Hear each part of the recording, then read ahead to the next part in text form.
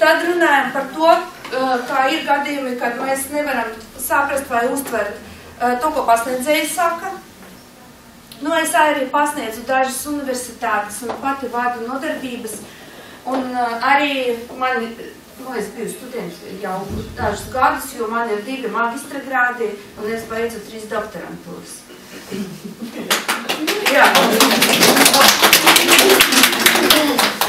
Jā, paldies.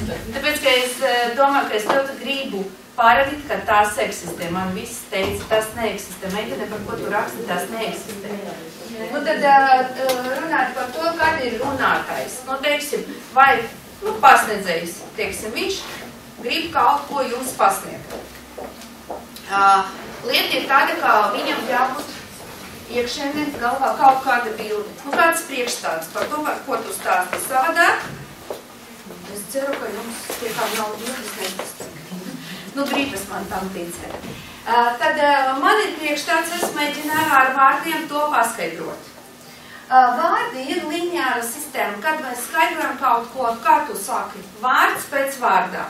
Nu, apmēram tāpat kā tekstā. Vārds, vārds, vārds, vārds. Ļoti labi. Ko mēs uztveram rezultātu? Kā jūs domājat? Tas būtu forši, ja būtu informācija. Saprotat, pēc katras lekcijas jūs nākat ar tādu priekšstatu, man viss ir skaidrs. Kas principā to, ko es gribu panākt ar visam pasniedzējiem, un tāpēc man nemīl neviens pasniedzējs.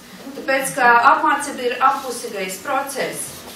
Ja man nesaprot neviens cilvēks auditorijā vai visam ir ar vienu priekšmetu, tas nenozīmē, ka es esmu laba pasniedzēja. Tas nozīmē, ka es slikti pildu savu darbu. Jo, ja man jāskaidro un ja mans darbs ir skaidrot, man jāsagatavo lekciju tā, lai citiem būtu skaidrs. Nu, otrais puses, ja jūs neklausēties un ja studēties sēž un skatos uz logiem, es palīdzēt ne ar ko nevaru. Tā ir cita lieta. Bet ja tu gribi uztvert, bet tu neuztver, tas nozīmē, ka es nesagatavoju savu darbu. Labi, ejam tālāk. Ko dara studenti, teiksim? Viņi ir tikai tie, kas grib kaut ko uztvert. Viņi sēž klausas, bet ko viņi uztver no visas, ko stāsta pasniedzējs? Viņi saprot. Jā, pirmam kārtam, vai tu vispār saproti un uztver? Jo principā, lai, teiksim, jūsu specialitāti uztver kaut kas, ir ļoti laba pieeja. Tev jau ir lekciju plāns. Nu, izlasi uz priekšu vienu paragrafu. Uz priekšu. Tad, kad pasniedzējs sāk skaidrot kaut ko, tu jau zini, ko tu uztveri, ko tu neuztveri, un vari uzdot gudrus jautājumus.